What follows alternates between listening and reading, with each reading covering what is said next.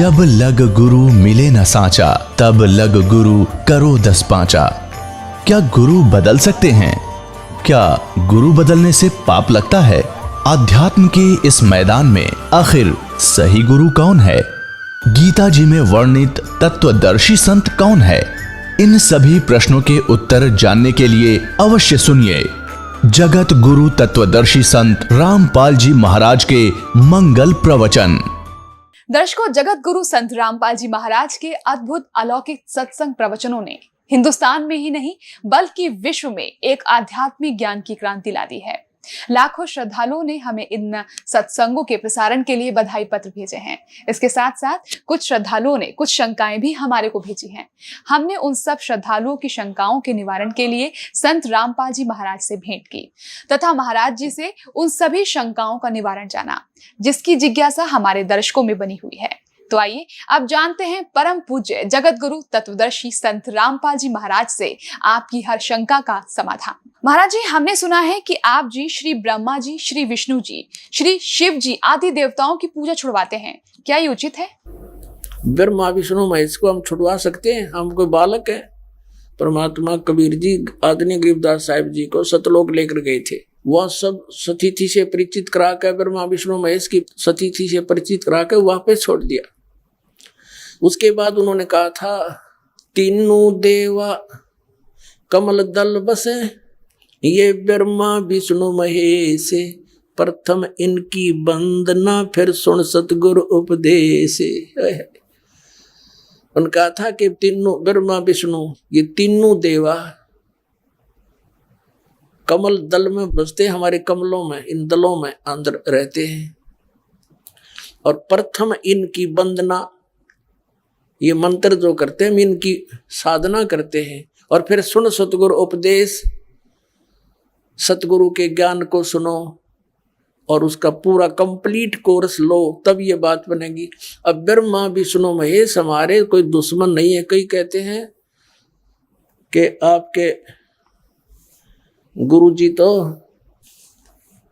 ब्रह्मा विष्णु महेश को छुड़वाते हैं। ब्रह्मा विष्णु महेश को हम छुड़वा सकते हैं? अब जैसे ऊर्ध्व मूलम अधः शाखम, ऊपर को जड़ वाला, नीचे को तीनों गुण रूपी शाखा वाला, उल्टा लटका हुआ संसार रूपी वृक्ष है। अब इसमें क्या है? ऊपर को जड़ता पूर्ण परमात्मा, नीचे को तीनों गुण रूपी संसार रूपी वृक्ष की शाखा है। तो क्या कोई शाखा को काट देगा बुद्धिमान व्यक्ति? पेड़ की शाखा को कोई काटने की कहेगा कि इसको तो फेंक दो काट के, फिर लटका के करेंगे बाकी का हम? तो कहने का भाव ये है कि जैसे परमात्मा कहा करते कि जैसे हमने भक्ति रूपी पौधा बीजना है और हम नर्सरी से कोई पौधा लाए, कैसे बीजेंगे? उसको गड्ढा खोदेंगे और उस गड्ढे में उसको जड़ों की तरफ से दबाकर मिट्टी में, फिर उस जड़ों की मूल की सिंचाई करेंगे। तो मूल की यानी जड़ की पूजा करेंगे हम, तो वो पौधा पेड़ बनेगा, उसकी टहनियां बड़ी बड़ी हो जाएंगी, तीनों गुण रूपी शाखा। तो उन शाखाओं का फल लगेगा और फल के लिए हम सारा प्रोसेस अपना कर रहे हैं, फल प्राप्ति के लिए हम कर रहे हैं। तो वो हमने तोड़ने नहीं होते, हमने ऐसे करना है, अपनी way of worship according to the spiritual करना है, शास्त्रों के अनुसार करना। देखना, ये समझ लो हम एक पौधा लाए तो ये है बुद्धिमता। जड़ों को गमले में यानी मिट्टी में डाला, दबा दिया और पूजा शुरू कर दी, सिंचाई। ये जड़ कबीर परमात्मा है इस संसार रूपी वृक्ष की। अब ये हमने जड़ों को पूजना है, इन ब्रह्मा विष्णु महेश की पूजा नहीं कर। हम क्या कर रहे हैं? ऐसे कर रहे हैं। ये बता, बालका वाला काम कर रखे हमने, हंसी नहीं आवे। हम ऐसी पूजा कर रहे हैं, उल्टा काम कर लिया हमने। ब्रह्मा विष्णु महेश को हम इष्ट रूप में पूज रहे हैं, गमले में ला दिए ब्रह्मा विष्णु महेश और ये पूजा कर रहे हैं। तो कोई क्या कहेगा? समझदार व्यक्ति ने घर सीधा कर ले इसने, और वो लड़े, हट जा दूर, खबरदार तूने क्या कर दिया। अब देखो, जड़ छोड़ दी हमने, अब जड़ ऊपर रहेगी तो भक्ति रूपी पौधा सूख गया। ये यूजलेस है। ये शास्त्र विधि को त्याग कर शास्त्र विरुद्ध साधना है, ये उल्टा बीजा हुआ भक्ति रूपी पौधा। और हमने ऐसे करने को कहा, तो इसमें इसकी पूजा करेंगे भगवान कबीर साहब की, फिर हमारे शास्त्र अनुकूल कर्म बनेंगे। शास्त्र अनुकूल संस्कार होने से ये फल ब्रह्मा विष्णु महेश ने देना हमारे को, क्योंकि यहाँ के ये प्रधान है, इबिन का फल लगेंगे। अब इसका प्रमाण देते हैं। अपने आत्मा परमात्मा ये कहा करते, तुम साधना ठीक करो और फिर आपको लाभ होगा पूरा। अब तुम साधना कर रहे हो उनकी जो आपको कुछ दे ही नहीं सकते। अब जैसे आप किसी फैक्ट्री मालिक की नौकरी कर रहे हो, तो नौकरी उसकी कर रहे हो, आपकी हाजिरी लगकर तनख्वाह बनकर कैशियर के पास आती है, अकाउंटेंट के पास आती है। अब तनख्वाह तो देंगे अकाउंटेंट और वो कैशियर, लेकिन वो देंगे आपका वर्क डन, और वो भी उस मालिक की मजदूरी करोगे। तो यदि उस आप लागे अकाउंटेंट और कैशियर की जूते साफ करन, उसकी प्लेट धोना, वह नौकरी दी छोड़ आपने, वो खाक देंगे आपको, लोग भाजत चाह बिना प्याओ टाइम पे। तो इसी प्रकार हमने पूजा तो करनी है, मजदूरी तो करनी, इष्ट रूप में तो पूजना परमपिता को, कबीर साहब को, और फिर उससे बनेंगे हमारे शास्त्र अनुकूल जितने भी शुभ संस्कार फिर देंगे। यही यहाँ पर जब तक आप यहाँ रहोगे तो यहाँ के ये प्रधान है, इन्होंने हमारा वर्क डन देना है। जैसा कर्म करेगा फल देगा भगवान, इनका ये आखिरी विधान था। तो ये भगवान तो वर्क डन ही दे सकते, इसमें ऐड नहीं कर सकते। और फैक्ट्री मालिक बनवाने के रखे दे तोहफे में, यानी परमात्मा हमारे मालिक हैं, मालिक तो कुछ भी दे सकता है। अब और थोड़ा सा दिखाते हैं, क्योंकि कंसेप्ट इससे जुड़ा हुआ है। इसी गीता जी अध्याय नंबर 3 के, ये श्रीमद् भगवद गीता अध्याय नंबर 3 के आपको दिखाते हैं, श्लोक 10 से लेकर 15। ये देखिएगा, श्रीमद् भगवद गीता अध्याय नंबर 3 के और श्लोक नंबर 10। प्रजापति ब्रह्मा ने कल्प के आदि में यज्ञ सहित प्रजाओं को रचकर कहा था, तुम लोग इस यज्ञ के द्वारा, यज्ञ माने धार्मिक अनुष्ठान, शास्त्र अनुकूल वृद्धि को प्राप्त हो। यह यज्ञ तुम लोगों को इच्छित भोग प्रदान करने वाली हो। 11वें में कहा है, यज्ञ के द्वारा देवताओं को उन्नत करो और वो देवता तुम लोगों को उन्नत करें। इस प्रकार निस्वार्थ भाव से एक दूसरे को उन्नत करते हुए तुम लोग कल्याण को प्राप्त हो जाओगे। 12वें में फिर कहा है, यज्ञ के द्वारा बढ़ाए गए देवता, बताओ देवता ने क्या हम पकड़ के बढ़ावाएंगे, खींच के बढ़ावाएंगे उन्हें। अब ये विधि बता रखी है कि शास्त्र अनुकूल साधना करने से, जड़ की पूजा करने से ये तीनों देवता रूपी शाखा बढ़ जाएंगी, बड़ी हो जाएंगी, फिर ये फल देंगे। देखिए, यज्ञ के द्वारा, शास्त्र अनुकूल साधना के द्वारा बढ़ाए हुए यानी बढ़े हुए देवता, ये तीनों शाखाएं तुम लोगों के बिना मांगे ही इच्छित भोग निश्चित देते रहेंगे। उन देवताओं को दिए हुए भोगों को जो पुरुष उनके बिना दिए स्वयं भोगता है वह चोर है। अब क्या सिद्ध हो गया कि जैसे हम मूल की पूजा करेंगे, मूल की यानी जड़ की पूजा करने से टहनी बड़ी हो जाएंगी, ये देवता बढ़ गए, बड़े होकर ये फलों से लथपथ हो जाएंगी, ये टहनी बिना मांगे देंगे अपने आप, क्योंकि हम मूल की पूजा कर रहे हैं तो अपने आप इनके बस की बात नहीं, देने पड़ेंगे फल हमारे को। आगे देखो, और जो फिर कहते हैं धर्म दान नहीं करते तो वो तो चोर हैं, वो फिर स्वयं भोगता है बिना गुण को दिए, यानी बिना कुछ दान किए तो चोर है। 13वें में कहा है, यज्ञ से बचे हुए अन्न को खाने वाले श्रेष्ठ पुरुष सब पापों से मुक्त हो जाते हैं, और जो पापी लोग अपने शरीर पोषण के लिए ही अन्न पकाते हैं वे तो पाप ही खाते हैं। इसका कहने का भाव यह है, अपने आत्माओं, यहाँ पर सतलोक आश्रम बरवाला जिला हिसार हरियाणा में पूरे विश्व में एक ये स्थान है जहाँ शास्त्र अनुकूल साधना होती है। अब ये क्या बता रहे हैं, यज्ञ से बचे हुए अन्न को खाने वाले श्रेष्ठ पुरुष संत यानी अच्छी आत्मा, तो सब पापों से मुक्त हो जाते हैं। हम सबसे पहले परमात्मा का भोग निकालते हैं, भोजन का भी, हलवे का प्रसाद बनकर आता वो भी, उसको भगवान के भोग लगाकर फिर शेष अन्न को वितरित किया जाता है। तो ये कहते हैं यज्ञ से बचे हुए अन्न को खाने वाले संत, साधु संत भक्त, यज्ञ से बचे हुए अन्न को खाने वाले संत है, यानी साधु संत भक्त आत्माएं, अच्छी आत्माएं सब पापों से मुक्त हो जाते हैं। अब कहने का भाव ये है कि यहाँ पहले भगवान को भोग लगा के शेष बचे हुए अन्न को उसके बच्चों को वितरित किया जाता है, वो महापाप नाशक बन जाता है। तो यहाँ आओगे तो सारी साधना मिल लेगी आपने, तो सब पापों से मुक्त आप होगे। ज्ञान सुनोगे, धर्म यज्ञ, ज्ञान यज्ञ, प्रणाम यज्ञ, सारी यज्ञ, सब साधना, पूरा ट्रीटमेंट दिया जाएगा। फिर कहते हैं जो दान धर्म नहीं करते हो तो चोर हैं भगवान के।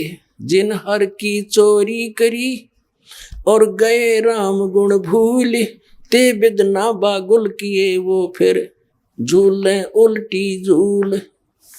कहते हैं जिन हर की चोरी करी, भगवान ने जो आपको दान दिया है, धन आपके संस्कार में, उसको आगे दान जो नहीं करता वो तो चोर बताया भगवान का। तो फिर क्या बताते हैं देखिएगा आगे, इसमें निष्कर्ष निकल रहा है।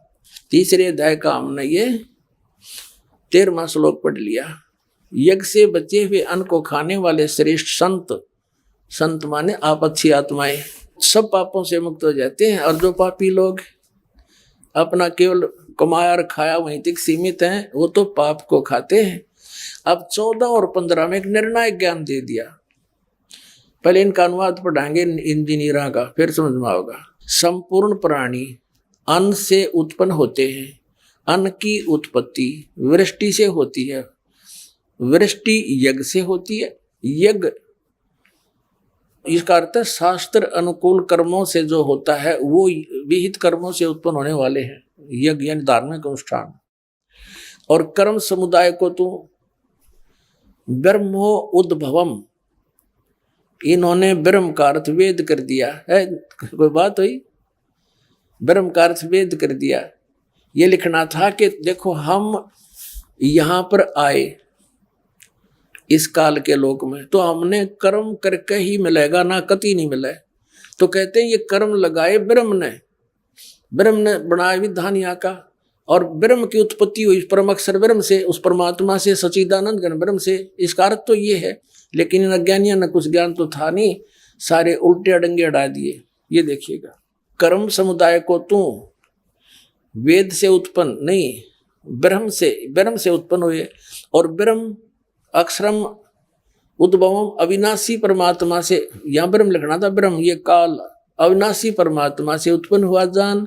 इससे सिद्ध होता है कि सर्वगतम ब्रह्म, सर्वगतम माने सर्वव्यापी परमात्मा, सबका मालिक, सदा ही यज्ञों में प्रतिष्ठित है। वो इष्ट रूप में पूज्य है, वही प्रतिष्ठित है सभी यज्ञों में, उसको इष्ट मानकर पूजा करनी चाहिए। इसका निष्कर्ष ये निकल गया। अब हम उस परमात्मा को इष्ट मानकर पूजा करेंगे तो हमारी शास्त्र अनुकूल साधना होगी। और इसमें कहा कि सारा जो शास्त्र अनुकूल साधना करने से हमारे शुभ संस्कार बनेंगे। ये भक्ति रूपी पौधा बड़ा होगा, ब्रह्मा विष्णु महेश के पास हमारे संस्कार जाएंगे, और ये बिना मांगे आपको देंगे, आपको बिना मांगे देंगे। जैसे फल लदपत हो गए टहनिया के, आप भी खाओ, रिश्तेदार भी ले जाओ, और पड़ोसी भी तोड़ ले जाओ तो भी समाप्त ना हो। तो इतना इस प्रकार हमारा ये पूरा भक्ति क्रम पूरा होता है। तो हम आपको सबसे पहले परमात्मा ने कहा है कि तीनों देवा इन कमल दलों में बसे, ये ब्रह्मा विष्णु महेश, और प्रथम इनकी वंदना और फिर सतगुरु उपदेश।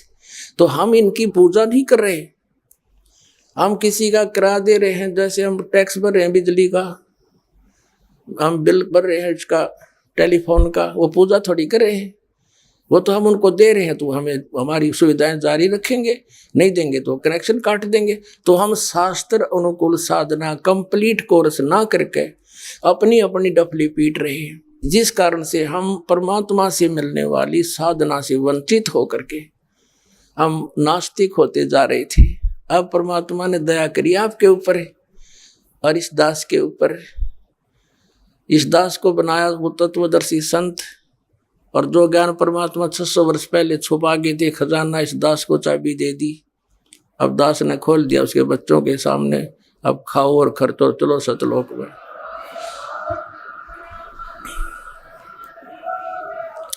महाराज जी, श्रीमद् भागवत गीता के अध्याय 18 के श्लोक 66 में व्रत शब्द है, जिसका अर्थ हिंदी शब्दकोश में जाना लिखा है, जबकि गीता अनुवादकर्ताओं ने इसका अर्थ आना किया है। कृपया इस पर प्रकाश डालिए।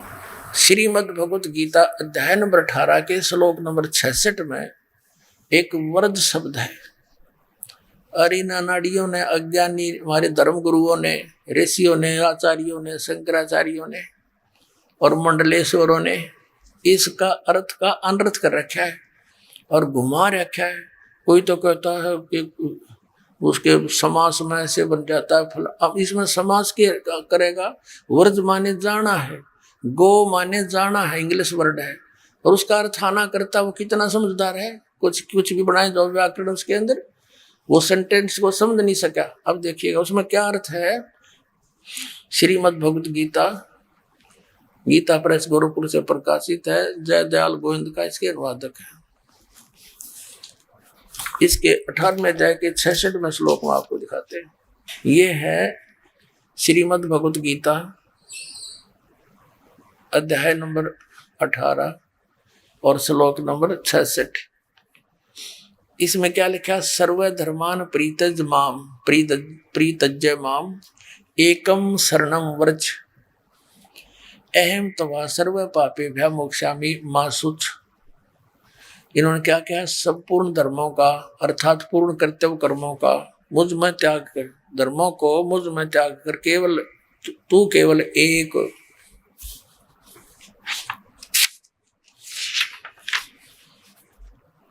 मुझ माम का अर्थ न के लिखा है मुझ सर्वशक्ति शक्तिमान सर्वाधार परमेश्वर की शरण में।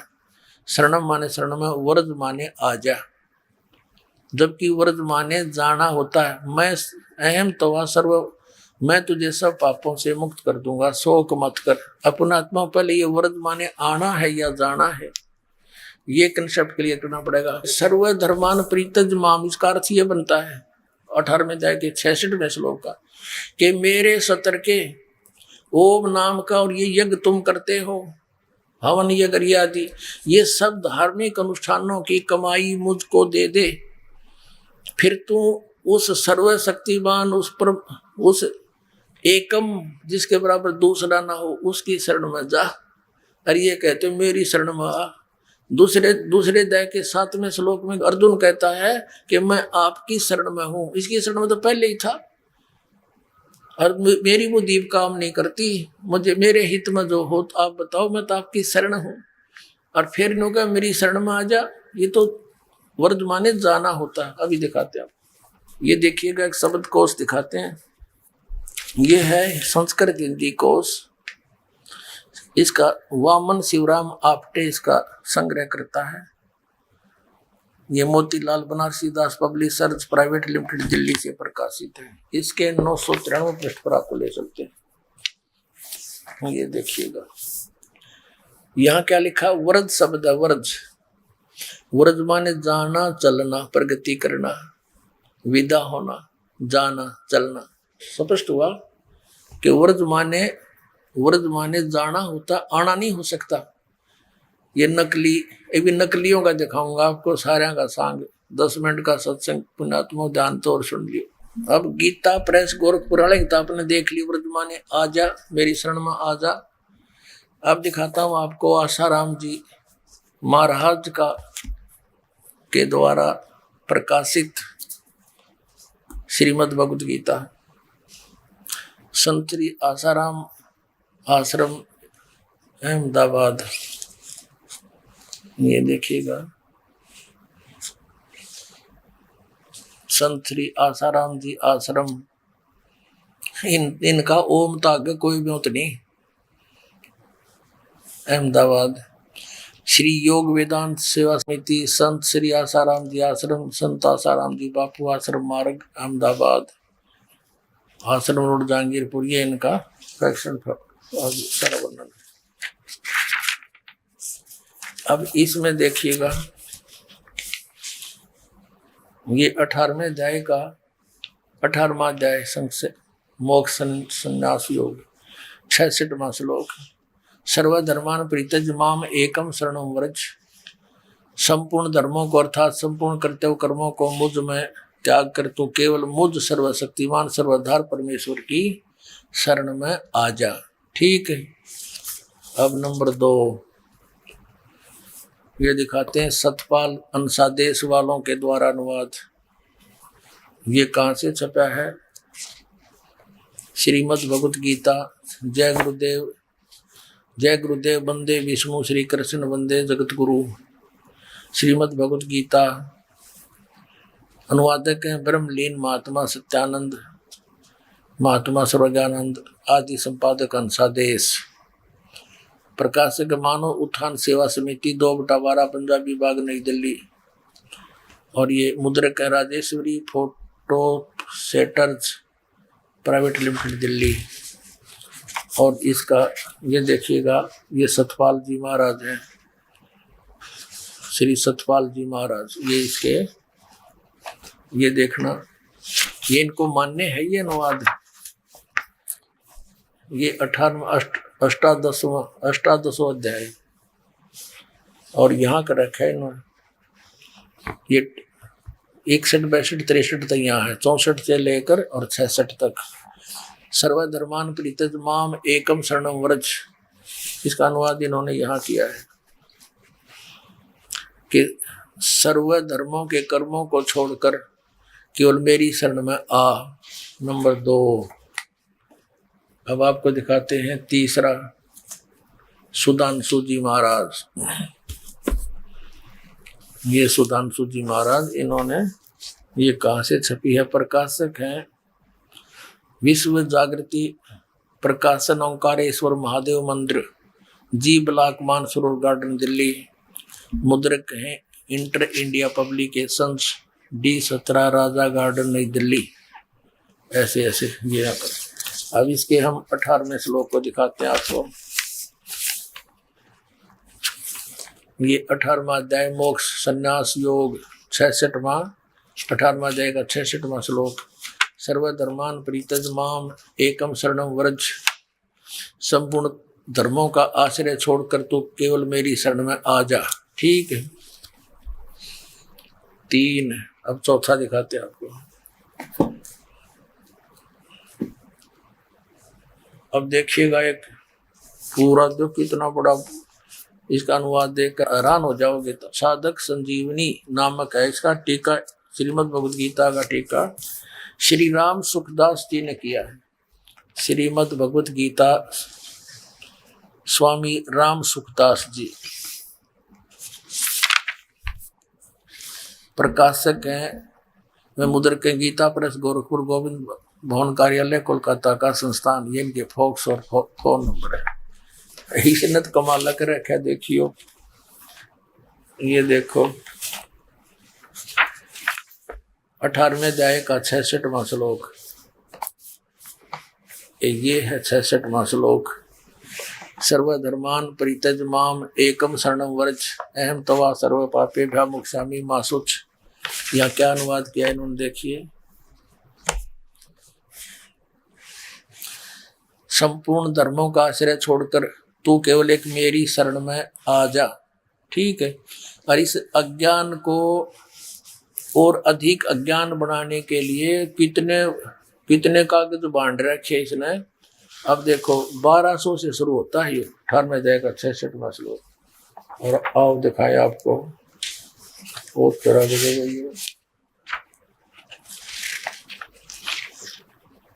यहाँ आ गया। ये देखो,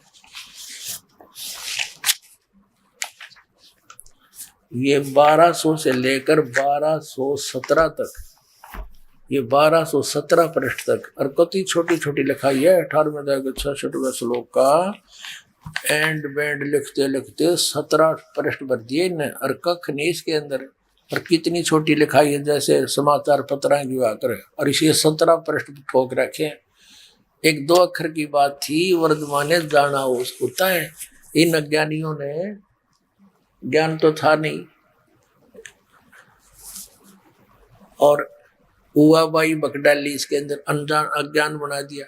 अब देखो दिखाते हैं आपको सर्वपल्ली डॉक्टर राधा कृष्णन, इनके विषय बताया कि ये बड़े महापुरुष, इन जैसा तो कोई भगवत गीता की व्याख्या तथा प्रत्येक श्लोक सरल करके आधुनिक सर्वश्रेष्ठ दार्शनिक डॉक्टर राधा कृष्णन के कुछ इस ढंग से प्रस्तुत किया है। श्रीमद् भगवद गीता और हिंद पॉकेट बुक से ये छपी है। ये मुद्रक है, लेजर मुद्रक है, doctor security press private limited, इतना। अब देखो इन्होंने भी क्या कर रखा है, 18वें अध्याय का 66वां श्लोक, सर्वधर्मान परित्यज माम एकम शरणम व्रज, सर्व कर्तव्यों को छोड़कर तो केवल मेरी शरण में आ जा। ठीक है, हर एक और दिखाऊंगा, आपने कति चौड़े में झूठ बोल रहे। ये देखिएगा, श्रीमद् भगवत गीता यथारूप एस्कॉन वालों की है ये, एस्कॉन कृष्ण कृपा मूर्ति श्रीमद् CAC भक्ति वेदांत स्वामी प्रभुपाद संस्थापक आचार्य अंतर्राष्ट्रीय कृष्ण भावनामृत संघ, ये कहाँ से छपी है ये देखना। गीतोपनिषद यथारूप संपूर्ण अखंड संस्करण द्वारा कृष्ण कृपा श्री मूर्ति श्री मद AC भक्ति वेदांत स्वामी प्रभुपाद संस्थापक आचार्य अंतर्राष्ट्रीय कृष्ण भावनामृत संघ, ये Bhaktivedanta book depot Los Angeles London Stockholm Sydney Hong Kong Mumbai, ये यहाँ से छपती है। और देखो न के कमाल कर रखा है कति, ये है 18वां अध्याय का 66वां श्लोक, 66वां श्लोक, ये नीचे आ गया 66वां यहाँ पर, सर्वधर्मान परित्यज माम एकम शरणम व्रज अहम त्वा सर्व पापेभ्यो मोक्षामि मा शुच, यहाँ अनुवाद किया इन्होंने। देख कमाल इनकी तैयारी है, कलाबाजी। इन्होंने पहले मीनिंग लिखे हैं, मीनिंग सर्वधर्मान माने समस्त प्रकार के धर्म, परित्यज माने त्याग कर, माम माने मेरी, एकम माने एकमात्र, शरणम माने शरण में, और व्रज माने जाओ। यहाँ अर्थ तो कति सही लिख दिया, व्रज माने जाना ही होता है। और देखो नीचे क्या अनुवाद यहाँ कर दिया, समस्त प्रकार के धर्मों का परित्याग करो और मेरी शरण में आओ। अरे वाह अंग्रेजों,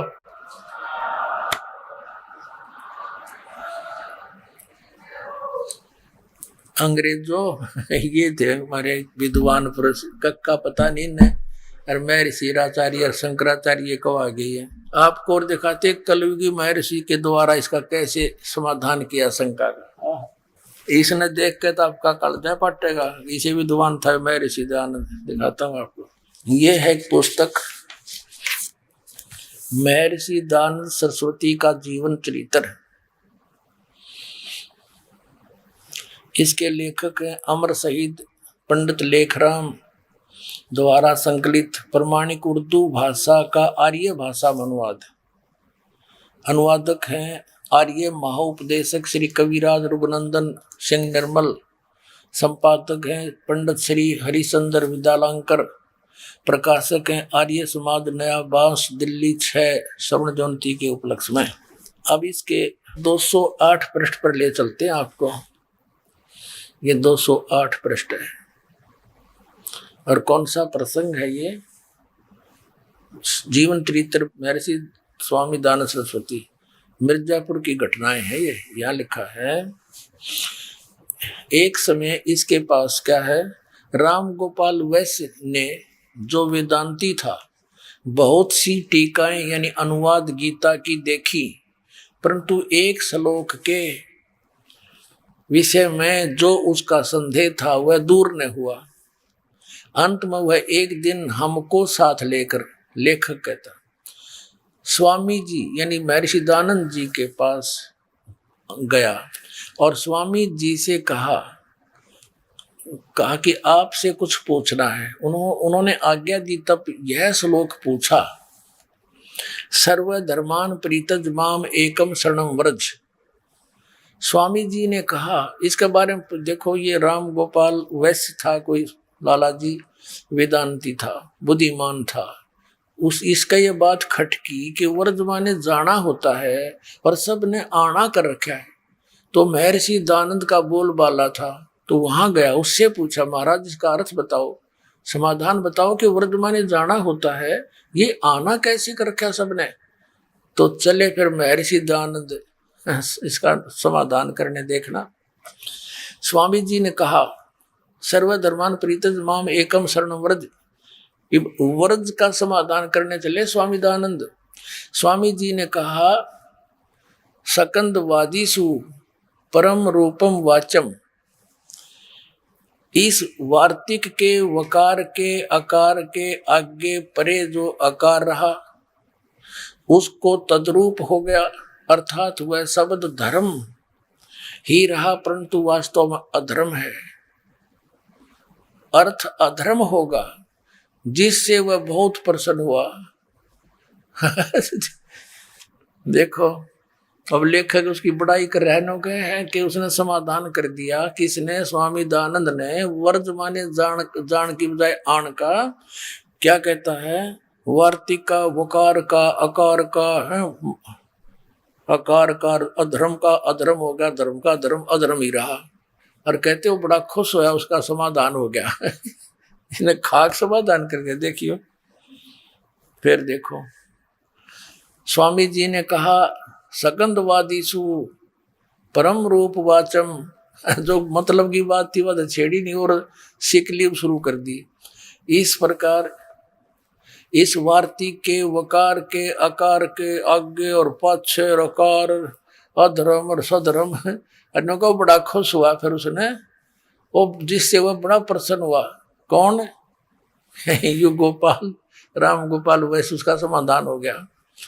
अब ठीक है भाई, वो महर्षि को वहां थे श्रद्धालु तक तो मान लिया होगा, ठीक है भाई, हमारी समझ तो बार बात से, पर यू वर्तमान ने तो जाना हो है, ये स्पष्ट है। गो माने जाना होता, उसका आना कैसे होगा? कार मकार खकार के था, इसके आगे बकवास करेंगे। ये महर्षि दानंद का समाधान। निरंजन धन तेर बार, निरंजन धन तेरा दरबार, जहाँ पर तनिक न न्याय विचार। वैसा उड़े मूल मूल खासा, गल मोतियों के आर। वैसा उड़े मूल मूल खासा, गल मोतियों के आर। पतिव्रता को मिले न खादी, वो सूखा नरस आहार। निरंजन धन तेरा दरबार, निरंजन धन तेरा दरबार, जहाँ पर तनिक न न्याय विचार। पाखंडी की पूजा जग में संत को कहें लबार। पाखंडी की पूजा जग में संत को कहें लबार। अज्ञानी को परम विवेकी, ज्ञानी को मूढ़ गंवार। निरंजन धन तेरा दरबार, निरंजन धन तेरा दरबार, जहाँ पर तनिक न न्याय विचार। कह कबीर सुनो भाई साधो, ये सब उल्टा व्यवहार। कह कबीर सुनो भाई साधो, या सब उल्टा व्यवहार। सच्चों को तो ये झूठा बतावे, इन झूठों का एतबार। निरंजन धन तेरा दरबार, निरंजन धन तेरा दरबार, जहाँ पर तनिक न न्याय विचार। कह कबीर सुनो भाई साधो, या सब उल्टा व्यवहार। कह कबीर सुनो भाई साधो, या सब उल्टा व्यवहार। सच्चों को तो ये झूठा बतावे, इन झूठों का एतबार। निरंजन धन तेरा दरबार, निरंजन धन तेरा दरबार जहां पर तनिक न न्याय विचार। परमात्मा क्या करते, लेकिन झूठा बता सब विश्वास करे बैठे, और मुझ सच्चे न ते झूठा बता, झूठा का एतबार ने धन तेरा दरबार। यू कहता है सर्व धर्मान परितज माम, मेरे सतर की जितनी भी धार्मिक तेरी क्रियाएं हैं, ओम नाम से लेकर ये यज्ञ आदि, मुझे छोड़ दे। फिर एकम शरणम व्रज, सर्व धर्मान परितज माम, इसका अर्थ ये बनता है 18वें अध्याय के 66वें श्लोक का, कि मेरे सतर के ओम नाम का और ये यज्ञ तुम करते हो, हवन यज्ञ आदि, ये सब धार्मिक अनुष्ठानों की कमाई मुझको दे दे।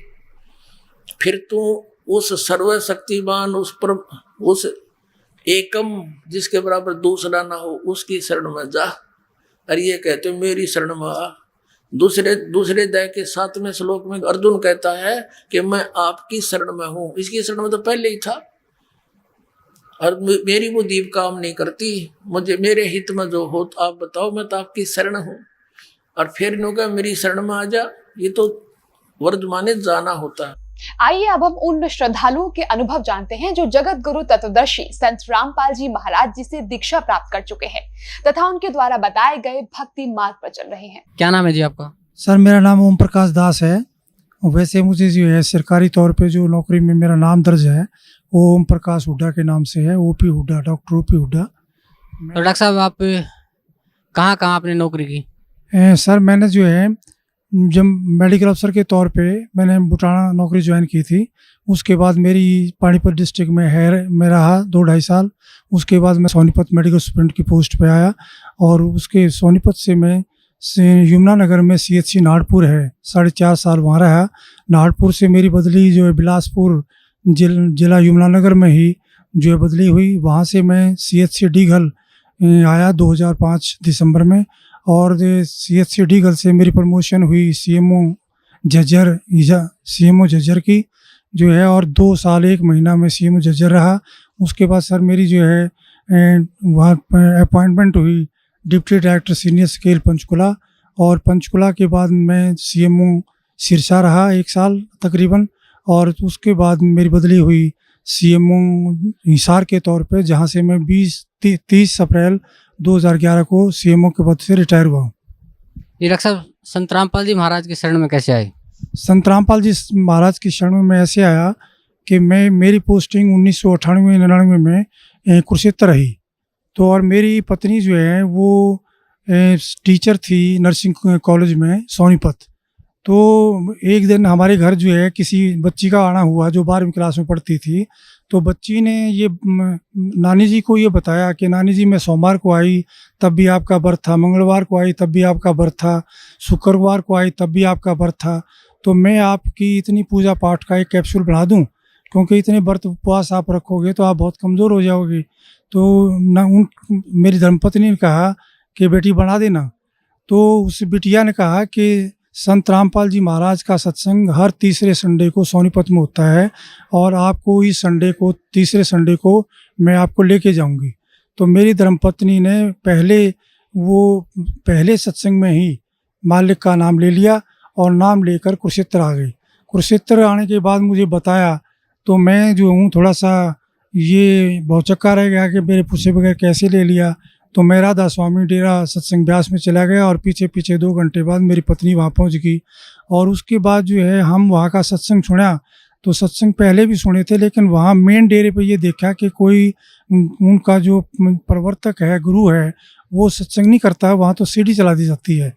उसके बाद में हम वापस आ गए, और फिर मैंने संत रामपाल जी महाराज के हर तीसरे संडे को सत्संग सुने 5-6। और तब मेरी पत्नी ने जब मैंने नाम नहीं लिया तो मेरे घर में जो है 3 दिन का गुरु ग्रंथ साहब का जो पाठ रखवा दिया, जो गरीबदास जी का ग्रंथ कहते हैं। तो कबीर परमेश्वर की वाणी है जो कि तो उसमें तो संत रामपाल जी महाराज जो है 25 तारीख को भोग लगाने के लिए उस पाठ को आए, और मैंने 25 दिसंबर 1999 को संत रामपाल जी महाराज से जो है नाम दान लिया।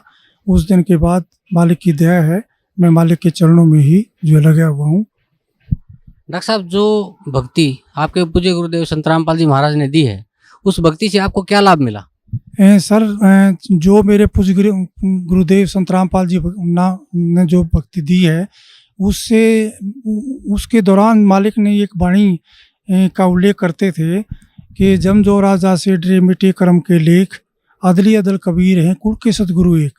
तो मेरे जीवन के अंदर ये वाणी जो है बिल्कुल जो कि तो खरी उतरती है, क्योंकि मैं कलोई गांव में रोहतक ज़िला में पैदा हुआ था और मेरी डेट ऑफ बर्थ 12/4/1953 है और मैं 5वीं क्लास में अमृतसर चला गया था और वहाँ पे पवित्र हरमंदिर साहिब के ही नकल पर जो है हिंदुओं का जो है दुर्गाना टेम्पल है।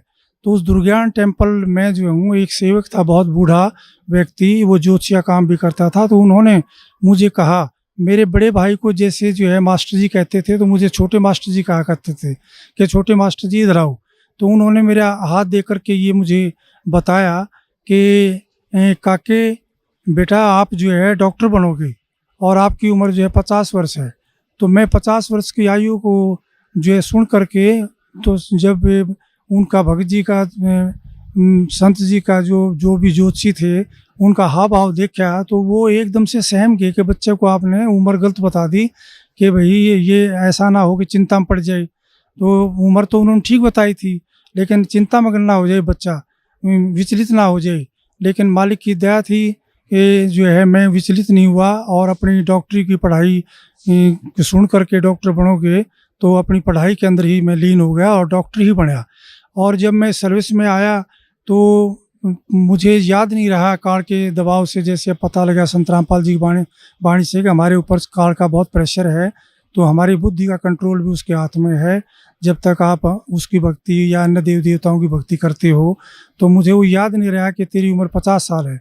लेकिन जब मुझे जो है 10-11 अप्रैल की रात्रि को और ये मेरे हाथों में दर्द होना शुरू हुआ, मेरी छाती में दर्द होना शुरू हुआ, तब मैंने अपने बच्चों को, पत्नी को कहा कि पीजीआई रोहतक में चलते हैं, टेस्ट कराते हैं। तो वहाँ जा कर के देखा, एक जवान डॉक्टर था बहुत अच्छा, उसको मैंने अपना परिचय दिया कि मैं HMS 1A ग्रुप का आदमी हूँ, SMA हूँ, डॉक्टर OP हुड्डा हूँ, मेरे ये क्लास फेलो हैं, मेरे ये टीचर हैं, आपको किसी की चीज़ की आवश्यकता पड़े आप उसको बुला लेना। तो उसने मेरी इसी देख करके जो भी जो है दाएं बाएं टेलीफोन किए सीनियर व्यक्तियों को, तो उसके बाद जो है मुझे इस ICU में शिफ्ट करने लगे हो। तो मुझे पता लग गया कि जो है भाई मेरे को कोई बहुत गंभीर बीमारी है। लेकिन संत रामपाल जी महाराज ने बता रखा था सत्संगों के दौरान कि जब भी तुम्हारे ऊपर कोई विपत्ति आ जाए, तो तुरंत आप उसी टाइम जो है, यदि प्रथम मंत्र मिला हुआ तो प्रथम मंत्र, और दूसरी स्टेज का सतनाम मिला हुआ तो सतनाम, और सार नाम मिला हुआ तो सार नाम उच्चारण करना शुरू कर देना। तो मैंने परमात्मा की, संत रामपाल जी की कृपा से वैसा ही शुरू कर दिया था। और मुझे जो है ये ऐसा महसूस नहीं हो रहा था कि मैं वाकई में ही इतना गंभीर बीमार हूँ जो मुझे ICU में शिफ्ट किया जा रहा है। लेकिन जो है वहाँ पे 1.5-2 घंटे बाद जो है अचेतन अवस्था में मैं चला गया, और अचेतन अवस्था में बाहर तो डॉक्टर जो है, जैसे मुझे पता लग गया कि वो लिखा पढ़ी करवा रहे हैं कि बहुत अच्छा डॉक्टर था और ये बचा नहीं सकते हम, इसके जो है अंतिम समय लगभग नज़दीक आ गया है। तो बाहर तो फाइलों पे ऐसे जो लिखवा रहे थे, आपको कहीं ले जाना हो तो ले जाओ मेरी पत्नी को, मेरे बच्चों को, जो कि ये बात सुन करके वो रोने लग गए। और मैं अचेतन अवस्था में जो हूँ, मुझे देख रहा हूँ कि काल के दूत जो है मेरे को लेने मेरे निकट आ रहे हैं, और निकट आकर के मुझे कह रहे हैं कि आपका समय पूरा हो गया है, हम आपको लेने आए हैं। तो मैं उनसे कुछ कह पाता इससे पहले ही कबीर परमेश्वर ने मेरे सिर पे पंजा रख दिया, और जो है उनका चित्र मुझे प्रतिबिंब की तरह शीशे में जैसे नज़र आती है फ़ोटो, ऐसे नज़र आया। और इस अक्षण भर में ही कबीर परमेश्वर के हाथ के ऊपर, पंजे के ऊपर संत रामपाल जी का पंजा, और जो शरीर के ऊपर जो है संत रामपाल जी का शरीर जो है हो जाता है। तो जो है संत रामपाल जी ये कहते हैं कि कबीर परमेश्वर ने आपकी जो है उम्र जो है भक्ति के लिए बढ़ा दी है। तो इस बात पर मेरा बहुत रोना छूट जाता है कि मालिक, आप ही स्वयं कबीर परमेश्वर है, आप चोला धारण करके आए हो, आप ही जो है ये सारे खेल कर रहे हो मालिक, आप ही कबीर परमेश्वर हैं। और इस काल के लोक में मालिक आपकी दया के बगैर कोई भक्ति नहीं कर सकता, आप ही भक्ति करा सकते हो मालिक। तो इतना कहकर मुझे रोना छूट जाता है और काल के दूत जो है संत रामपाल जी महाराज को देख करके दूर भागने लग जाते हैं और मैं अचेतन अवस्था में अपना सो जाता हूँ।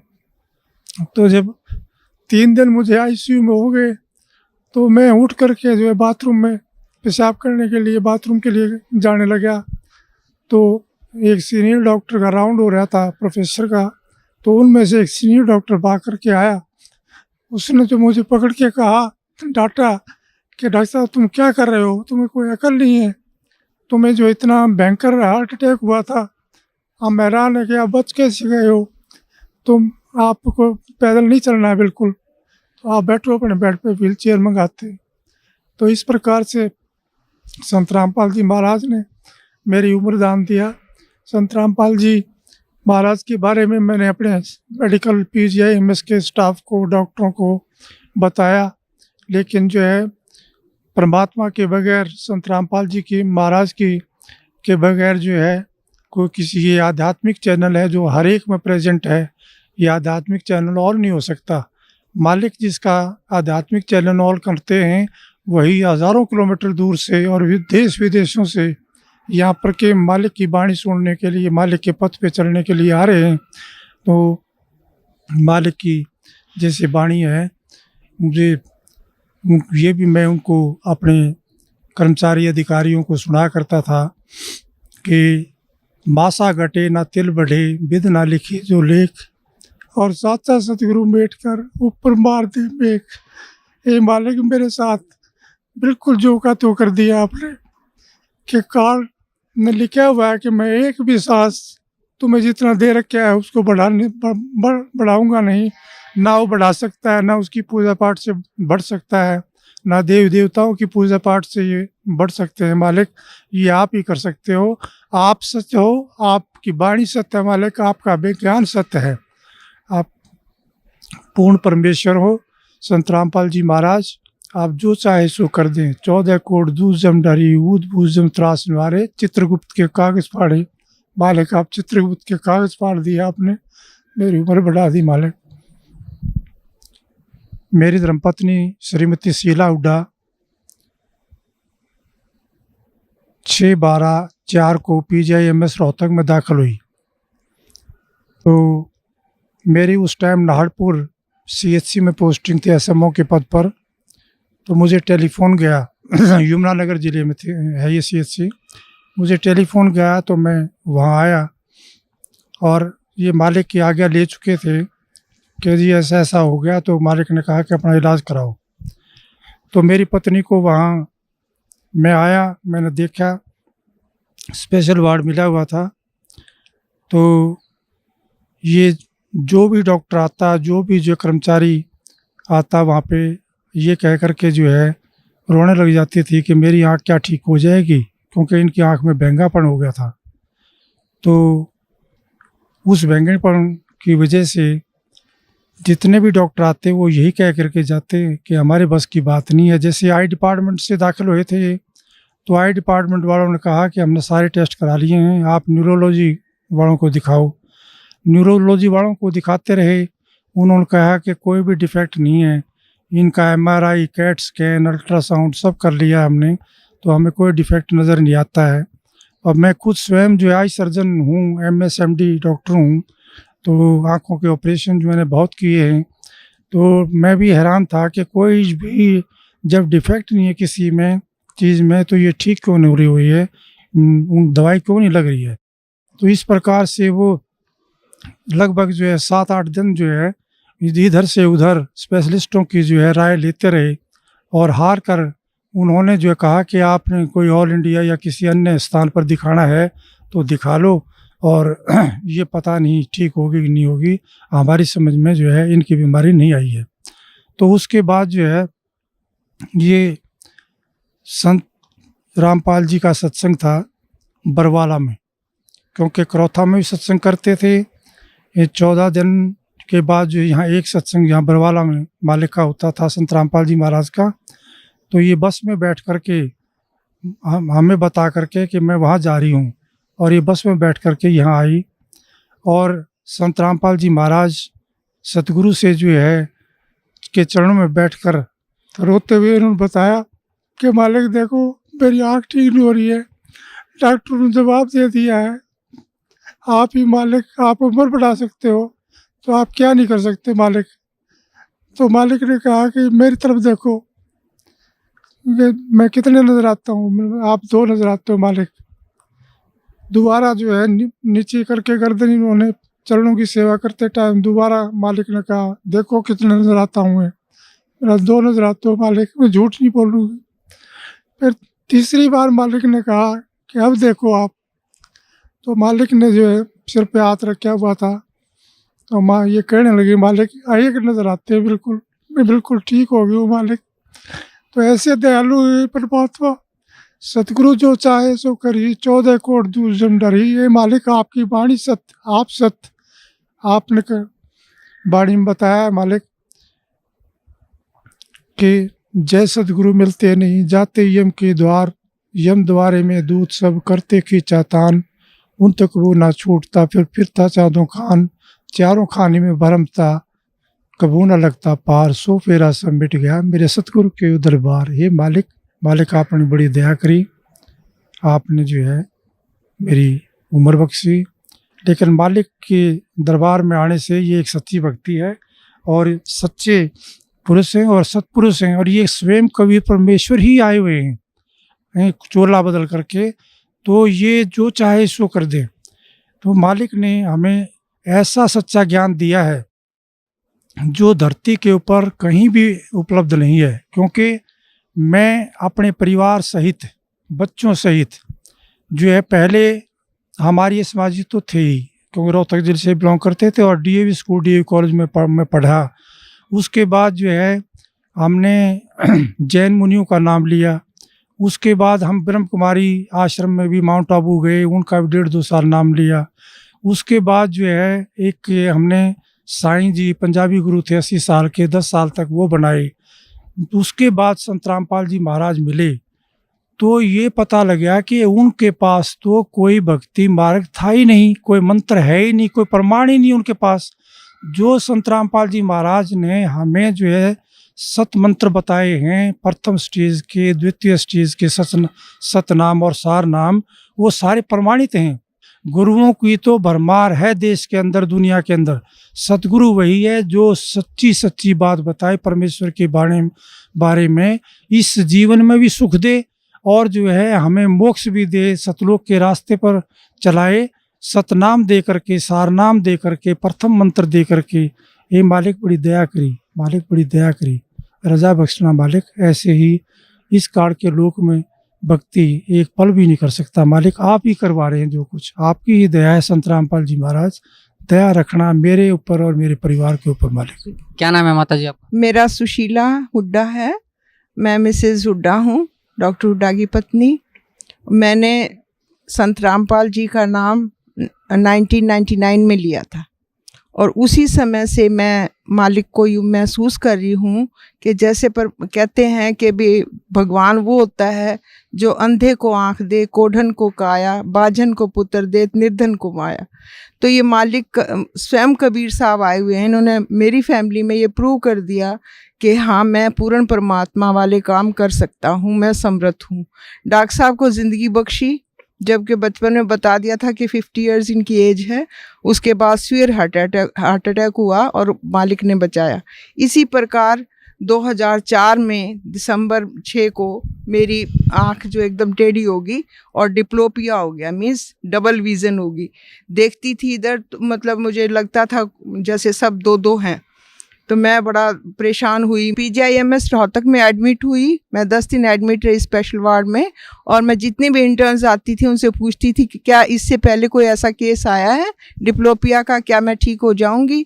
तो वो कहती हाँ मैडम ठीक हो जाओगे, क्योंकि डॉक्टर्स का तो ये फ़र्ज होता है, साइकोलॉजिकली वो बूस्टअप करती पेशेंट को। लेकिन मुझे नहीं लग रहा था कि मैं ठीक होंगी। सारी इन्वेस्टिगेशंस हो चुकी हैं, न्यूरोलॉजिस्ट को भी दिखा लिया, आई स्पेशलिस्ट को भी दिखा लिया, मेडिसिन वालों को भी दिखा लिया, मेरी इन्वेस्टिगेशन सारी नील हैं और कैसे ठीक होगा। तो फिर 10वें दिन उन्होंने कहा कि आप छुट्टी ले जाओ, घर चले जाओ। फिर मैं यहाँ मालिक के पास आई तो मालिक को मैंने कहा, हे बंदी छोड़, इससे अच्छा मेरी मुक्ति करो जब मुझे आपके दर्शन ही नहीं हो रहे मालिक, आप भी मुझे कहीं कहीं दिखाई दे रहे हो। तो परमात्मा ने मेरे सिर पे हाथ रखा और कहा इधर देखो। तो मैंने जैसे मालिक की तरफ देखा तो मैंने कहा इस पाक पवित्र स्थान पे खड़ी होकर मैं झूठ नहीं बोलूँगी, मुझे आप उतने ही दिख रहे हो 3-4 ही। फिर दोबारा बोले कि अब देखो, मैंने कहा उतने ही दिख रहे हो। फिर तिबारा मालिक ने जैसे हाथ रखा तो मेरे मालिक एक हो गए थे। तो मैंने कहा अब एक हो गए मालिक आप, अब मुझे दर्शन अच्छी तरह से हो रहे हैं। ये पूर्ण परमात्मा है, कमी है तो अपने अंदर है। मालिक कहते हैं अपनी वाणी में कि साहिब के दरबार में कमी काहे की नाई, और हंसा मौज न पावता तेरी चूक चाकरी माही। हमारी अंदर चूक है, जैसा परमात्मा कहते हैं इतना मंत्र करना चाहिए वो हम नहीं कर पाते, उनके नियमों पे हम खरे नहीं उतरते हैं, तो ये कमी हमारी है। मालिक पूर्ण है और पूर्ण परमात्मा है। और मैं इतनी भक्ति कर चुकी थी, टूट चुकी थी, मुझे भगवान की तलाश थी। अर्ली एज में मेरे पेरेंट्स की डेथ हुई तो मैं ये सोचती थी, मैंने नर्सिंग प्रोफेशन इसलिए ज्वाइन किया कि मैं किसी की डेथ नहीं होने दूंगी, मैं इतनी सेवा करूंगी कि किसी के माँ बाप ना मरे। और मेरे ब्रदर मेरे से अगेंस्ट हो गए थे। मेरे फादर सर छोटराम के पीए थे, तू लड़की हमारी बेइज्जती करवाएगी, हमारी नाक कटवाएगी, तू ऐसे प्रोफेशन, तू जो कुछ मर्जी कर ले, ये मत कर। मैंने कहा नहीं, मैंने यही करना है। तो मैं जहाँ भी जिस पेशेंट के पास भी खड़ी होती थी उसकी जी जान से सेवा करती थी। और किसी की डेथ भी हो जाती थी तो उनको रिलेटिव्स के साथ ही रोने लग जाती थी, ये सोच के कि ये क्या ज़िंदगी है, इंसान पैदा होता है मर जाता है, इतना अजीज़ होता है, इतना प्यारा होता है, वो अलग हो जाता है, तो कैसी ज़िंदगी है ये। तो मुझे नहीं पता था कि ये ऐसा भी परमात्मा है जो कि जीवन मरण को भी ख़त्म कर देगा। अब मुझे ये पता चला, परमात्मा कबीर साहब ही जो जन्म मरण को भी ख़त्म करते हैं और ये वायदा भी करते हैं कि अमर करूँ सतलोक पठाऊँ, ताते बंदी छोड़ कहाऊँ। ये सच्चे पुरुष हैं, सच्चे परमात्मा हैं, सच्चे बंदी छोड़ है। अब मुझे ये सेटिस्फेक्शन होगी कि ये सुप्रीम पावर है, इससे आगे कोई भी पावर नहीं है। और इस परमात्मा का जो ज्ञान है, जब साइंस फेल हो जाती है तब ये शुरू होता है। ये प्रूव कर दिया परमात्मा ने हमारे ऊपर कि जब हम डॉक्टर्स ने जवाब दिया और उसके बाद परमात्मा ने ठीक कर दिया, सिर्फ आशीर्वाद दे के ही। तो ये पूर्ण परमात्मा हैं, हर हालत में 101% हैं। और अब ये विश्वास भी हो गया कि दोबारा इस जन्म मरण में हम नहीं आएंगे, हमारा मोक्ष भी पक्का होगा। क्या नाम है बहन जी आपका? साक्षी, कौन सी क्लास में पढ़ते हो? 11th। संत रामपाल जी महाराज की शरण में आने से पहले आप कोई भक्ति करते थे? मैं बचपन से ही संत रामपाल जी महाराज की शरण में जुड़ी हुई, जिससे हमें और किसी गुरु का नाम उपदेश लेने की जरूरत नहीं पड़ी। और मैं अपने आप को बहुत लकी मानती हूँ कि मुझे बचपन में ही संत रामपाल जी महाराज की शरण मिली और मैं संसार की अनेक प्रकार की बुराइयों से बची रही। संत रामपाल जी महाराज की शरण में कैसे आए आप? पहले मेरी मम्मी ने नाम ले रखा था तो मम्मी ने हमें नाम दिलवाया था। तो जो भक्ति आपके गुरुजियों ने दी है संत रामपाल जी महाराज ने, उस भक्ति से आपको क्या लाभ मिला? मुझे सबसे बड़ा लाभ तो यही हुआ कि मुझे बचपन में ही संत रामपाल जी महाराज की शरण मिल गई, जो ऋषि मुनियों को भी हजारों वर्षों तक तप करने के बाद भी उन्हें प्राप्त नहीं हुई थी। भगत समाज को क्या संदेश देना चाहते हैं आप? मैं भगत समाज को ये संदेश देना चाहूँगी कि जल्दी से जल्दी आकर के संत रामपाल जी महाराज की शरण में आकर नाम उपदेश लें और मोक्ष प्राप्ति करें, क्योंकि मानुष जन्म दुर्लभ है, ये मिले ना बारंबार। जैसे तरवर से पत्ता टूट गिरे तो फिर बढ़ने लगता डार।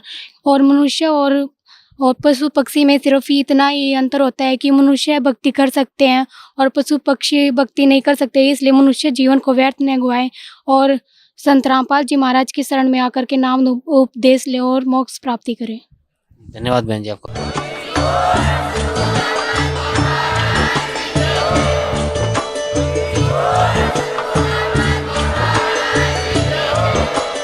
आप सुन रहे थे जगत गुरु तत्वदर्शी संत रामपाल जी महाराज जी के मंगल प्रवचन। अधिक जानकारी के लिए विजिट कीजिए हमारी वेबसाइट www.jagatgururampalji.org। संत रामपाल जी महाराज जी के शुभ आशीर्वाद से पूरे विश्व भर में 500 से भी ज्यादा नाम दीक्षा केंद्र हैं, जिन पर संत रामपाल जी महाराज जी द्वारा ऑनलाइन निशुल्क नाम दीक्षा दी जा रही है। अपने नजदीकी नाम दीक्षा केंद्र का पता करने के लिए संपर्क करें 8222880541।